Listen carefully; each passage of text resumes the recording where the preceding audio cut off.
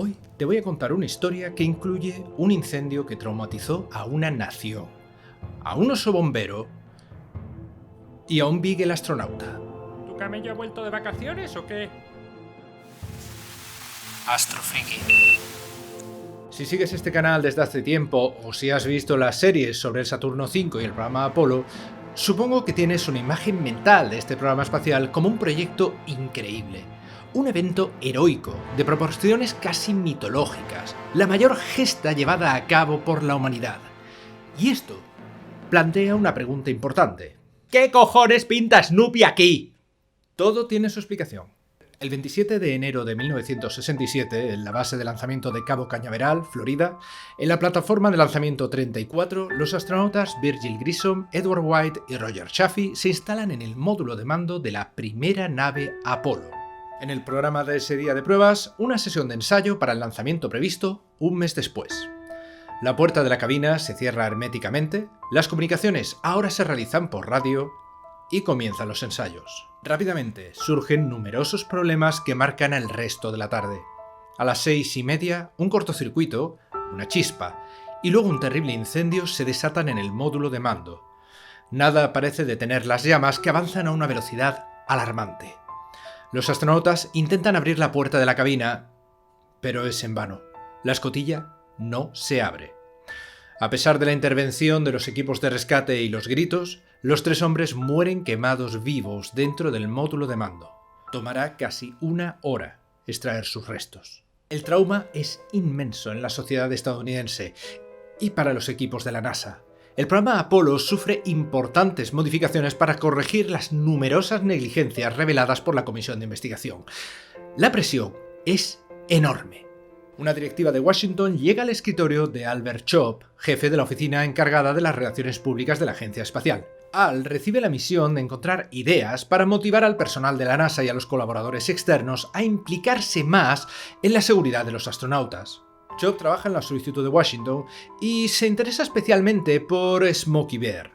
¿Quién? A ver, vamos por partes. Un día de primavera de 1950, en las montañas Capitán de Nuevo México, un operador de una torre de vigilancia avistó humo y contactó con la estación de guardabosques más cercana. El primer equipo descubrió un gran incendio forestal. Mientras el equipo luchaba por contener el incendio de Capital Gap, recibieron un informe sobre un cachorro de oso solitario que deambulaba cerca de la línea de fuego. Esperaban que la madre osa regresara por él, aunque, vista la magnitud del incendio, albergaban pocas esperanzas. De repente, unos 30 de los bomberos quedaron atrapados directamente en el camino de la tormenta de fuego. Sobrevivieron tumbándose boca abajo en un deslizamiento de rocas durante más de una hora, mientras el fuego pasaba por encima de ellos. Una vez que el fuego había calcinado todo a su paso, los bomberos salieron y escucharon gemidos provenientes de los restos carbonizados de un árbol. Resulta que los etnos se habían refugiado en un árbol que les salvó la vida, pero dejándole las patas gravemente quemadas. El equipo rescató al cachorro del árbol y lo llevó a un campamento contra incendios. Un guardabosques y piloto del Departamento de Caza y Pesca de Nuevo México, Ray Bell, oyó hablar del cachorro y lo llevó en avión a Santa Fe, donde un veterinario trató sus quemaduras.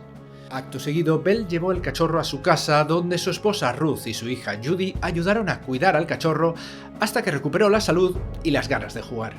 La noticia sobre el pequeño oso se extendió rápidamente por todo Nuevo México. Pronto, los periódicos nacionales se hicieron eco y el osetno se hizo famoso. El público nombró al cachorro Smokey Bear, en honor a la popular campaña de anuncios del servicio público. Viendo el interés de dicho público por Smokey, Ray Bell escribió al jefe del servicio forestal ofreciendo presentar al cachorro a la agencia siempre que se dedicara a un programa de promoción de la conservación y la prevención de incendios forestales. Así, el pequeño Smokey Bear se convirtió en la mascota del Servicio Forestal de los Estados Unidos, logrando concienciar a la población estadounidense sobre los incendios forestales desde hace 70 años. Inspirado por esta campaña, Chop decide buscar una mascota que esté a la altura. Encuentra la inspiración en una sección del periódico que nunca se pierde: la tira cómica de Peanuts de Charles Schulz con su personaje estrella, Snoopy. Charles Schulz dibujó a Snoopy desde 1950 hasta su muerte en el 2000, creando 17.897 tiras cómicas, de las cuales 2.506 fueron ediciones dominicales, publicadas en 2.600 periódicos de 75 países diferentes y en 21 idiomas. Como gran fan de Peanuts, Chop plantea usar a Snoopy para sensibilizar al personal de la NASA sobre la seguridad espacial. Y tiene sentido. El Beagle ya es un fan de la aviación en los cómics. Solo falta un trazo de lápiz para enviarlo a la Luna. Y una firma de un contrato. Y aquí es donde la cosa se tuerce. Chop vuela a Nueva York para discutir el proyecto con el editor. Su idea es hacer un pin con la imagen del perro, el premio Silver Snoopy, para reconocer tanto al personal de la NASA como a los contratistas externos que hayan contribuido a la seguridad de los astronautas y a la exploración espacial. Sin embargo, el personaje es tan popular que el editor está abrumado por solicitudes de uso de organizaciones tanto privadas como públicas y no puede satisfacer la demanda de Chop. Pero este no se da por vencido, así que coge el teléfono y llama directamente a Charles Schulz, el creador.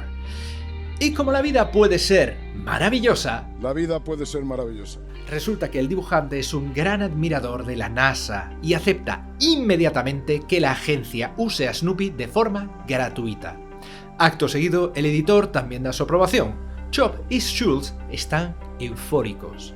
Schulz se involucra tanto en el proyecto que incluso se encarga de los carteles que promueven la campaña de relaciones públicas, además del diseño del famoso pin. El Silver Snoopy está hecho de una aleación de plata al 93%, mide 9,5 por 12 milímetros y pesa 1,5 gramos con el alfiler. Pin que, por cierto, sigue entregándose a día de hoy.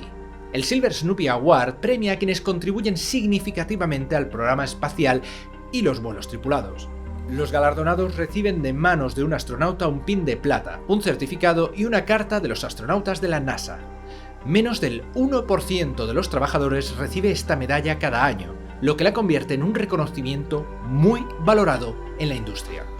Desde 1968 hasta mayo de 2010 se han entregado 12.576 premios. El pin nunca se entrega de manera póstuma ni por jubilación. Si se pierde, se reemplaza. Pero el nuevo no habrá viajado al espacio. ¿Nani? Ah, sí. Este detalle es importante. Cada misión Apolo llevaba unas 100 medallas Silver Snoopy. Tras la misión Apolo-Soyuz, no se entregaron medallas hasta los vuelos de prueba del transbordador. Entre 1977 y 1981 se otorgaron 538 medallas, que son las únicas que no viajaron al espacio, porque no había nave operacional. Desde entonces, entre 65 y 250 medallas se han llevado en cada vuelo del transbordador espacial. Desde 1968 hasta septiembre de 2013 se han distribuido en total 14.000 medallas. Otra mención al Beagle es el casco intercomunicador de los astronautas de Apolo, conocido como Communications Carrier Assembly, y para cortar se le llama Snoopy Cap o gorro de Snoopy, debido a su parecido evidente con la cabeza del personaje. 4 meses antes del alunizaje de Apolo 11, Snoopy llegó a la Luna en una tira cómica de Peanuts de 6 viñetas dibujada por Schulz, publicada la semana del 10 de marzo de 1969. Pero el tema no termina aquí. Recordemos que la decisión sobre el nombre de cada nave espacial Apolo recae en los miembros de su tripulación. Así que imagina la sorpresa de los serios y preocupados directivos de la NASA cuando la tripulación de Apolo 10 decide llamar al módulo lunar Snoopy y al módulo de mando Charlie Brown. Pero eso no es todo. Apolo 10 fue la primera misión que equipaba una cámara de televisión en color, así que para calibrar el color se utilizó como carta de ajuste dibujos de Charlie Brown en traje espacial y de Snoopy con su bufanda de piloto. Y por si no era suficiente, la tripulación de reserva escondió otros dibujos en las listas de verificación. Sí, los astronautas eran unos cachondos. Jamie Flower Copeland, secretaria del astronauta Cooper en la oficina de astronautas del Centro Espacial Kennedy, trabajó 6 semanas con las tripulaciones principal, de reserva y de apoyo de Apolo 10. En el pasillo del edificio de operaciones tripuladas esperaba a que pasasen antes de embarcar.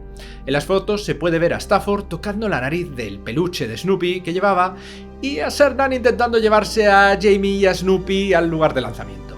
Snoopy y Charlie Brown se convirtieron en mascotas semioficiales de las misiones Apolo, aunque nunca se incluyeron en ningún parche de misión. Charles Schulz, creador de Snoopy y Charlie Brown, falleció el 14 de febrero del 2000 debido a un cáncer de colon. En agosto de 2002 se creó el Museo Charles M. Schulz en Santa Rosa, California, en homenaje a Schulz y a Peanuts. En 2009, durante 6 meses, el museo exhibió dibujos y objetos relacionados con la misión Apolo 10 y el papel de Snoopy en el programa espacial estadounidense. Craig Schulz, hijo de Charles y el resto de la familia, donaron una estatua de Snoopy de 1,70 m para el 50 aniversario de Apolo 11 en marzo de 2009, que se encuentra en el centro para visitantes del Kennedy Space Center desde noviembre de ese mismo año. Pero Snoopy no ha dejado de acompañar a los astronautas desde el principio. Ya ha volado en la lanzadera Columbia, ha estado en la ISS y fue el peluche que viajó en la primera misión Artemis. A día de hoy, Snoopy sigue siendo la mascota oficial de la NASA en temas de seguridad, así que cuando los vuelos tripulados lunares empiecen de nuevo, no olvides levantar la vista al cielo y ser astrofriki. A más ver.